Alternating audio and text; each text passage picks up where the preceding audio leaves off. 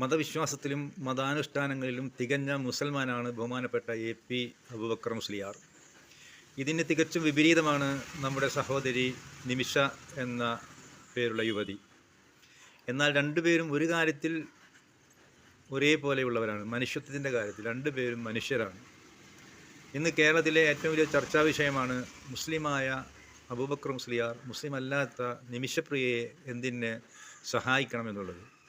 മുസ്ലിം വിരോധികളും അല്ലാത്തവരും ഈ അഭിപ്രായക്കാരാണ്. വാസ്തവത്തിൽ മുസ്ലിം വിരോധികളായ സുഹൃത്തുക്കളോട് പറയാനുള്ളത്, നിങ്ങൾക്ക് വായിച്ച് മനസ്സിലാക്കാൻ കഴിയാത്ത അഥവാ മനസ്സിലായാൽ തന്നെ ഗ്രഹിക്കാൻ കഴിയാത്ത ഗ്രന്ഥങ്ങളും രേഖകളും ചരിത്രങ്ങളും തേടിപ്പോകാതെ ഇതാ നിങ്ങളുടെ മുന്നിൽ പച്ചയായ ഒരു മനുഷ്യൻ, മുസ്ലിം മതവിശ്വാസിയായ എ.പി. അബൂബക്കർ മുസ്ലിയാർ. അദ്ദേഹത്തെപ്പറ്റി പഠിച്ചാൽ ഇസ്ലാം എന്താണ് എന്ന് നിങ്ങൾക്ക് മനസ്സിലാക്കാൻ കഴിയും. അദ്ദേഹത്തെ നിങ്ങൾക്ക് കാണാൻ കഴിയുന്ന വ്യക്തിത്വമാണ്. ഇന്ന് നമ്മോടൊപ്പം ജീവിച്ചിരിപ്പുണ്ട്. നിങ്ങൾക്ക് പോകാം, കാണാം, സംസാരിക്കാം. എന്നാൽ മുസ്ലിം വിരോധികളായ നിങ്ങൾക്ക് ഇസ്ലാം എന്താണ് എന്ന് മനസ്സിലാവും. ഇവിടെ ഇസ്ലാമിൻ്റെ കടമയാണ് അബൂബക്കർ മുസ്ലിയാർ ചെയ്യുന്നത്, അതല്ലാതെ അദ്ദേഹത്തിൻ്റെ സ്വന്തം അഭിപ്രായമല്ല. ഒരു പള്ളിയിൽ, ഒരു ക്രിസ്ത്യൻ പള്ളിയിൽ നമസ്കരിക്കാൻ അദ്ദേഹം വരില്ല.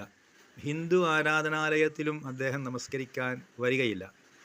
ഒരു ഹിന്ദു ഓണത്തിന്, ആഘോഷപരമായ ഓണത്തിന് പൂക്കളം ചാർത്താൻ അദ്ദേഹം വരില്ല. ക്രിസ്മസിന് നക്ഷത്രങ്ങൾ തൂക്കാനും അദ്ദേഹം വരില്ല.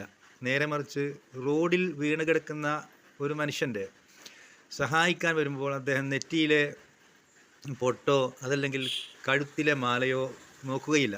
അദ്ദേഹത്തിൻ്റെ സ്വഭാവമല്ല അത്. ഇസ്ലാം മതവിശ്വാസത്തിൻ്റെ സ്വഭാവമാണ്. ഏതൊരാളെയും സ്നേഹിക്കാൻ ആണ് മുസ്ലിം മതവിശ്വാസം നമ്മെ പഠിപ്പിക്കുന്നത്. അത് പഠിക്കാൻ, ഇസ്ലാം വിരോധികൾക്ക് അത് പഠിക്കാൻ ഇന്ന് നമ്മുടെ സഹോദരി നിമിഷപ്രിയയുടെ ഈ സംഭവം ഒരു നിമിത്തമായി എന്നാണ് മനസ്സിലാക്കാൻ കഴിയുന്നത്. അബൂബക്കർ ഉസ്താദ്, അദ്ദേഹം മഹാനായ, എല്ലാവരും ആദരിക്കുന്ന, അംഗീകരിക്കുന്ന, സ്നേഹിക്കുന്ന കേരളത്തിലെ ഒരു വ്യക്തിത്വമാണ്. കൂടെ അദ്ദേഹം മുസ്ലിം മതവിശ്വാസിയുമാണ്. മുസ്ലിം മതവിശ്വാസത്തെ ഏതെങ്കിലും വിധത്തിൽ എതിർപ്പുള്ള ഒരാൾക്ക് അദ്ദേഹവുമായി പരിചയപ്പെടാനും സംസാരിക്കാനും കഴിഞ്ഞാൽ അത് വലിയ ഒരു മുതൽക്കൂട്ടായിരിക്കും. നമ്മൾ സാധാരണ മനുഷ്യരാണ്, നമ്മൾക്കൊക്കെ അനുഭവമുള്ളതാണ്. ചില ആളുകളുമായി കുറേ കാലം നമ്മൾ മിണ്ടാതെ, കാണാതെ, നോക്കാതെ ദേഷ്യത്തോടു കൂടെ നടക്കും.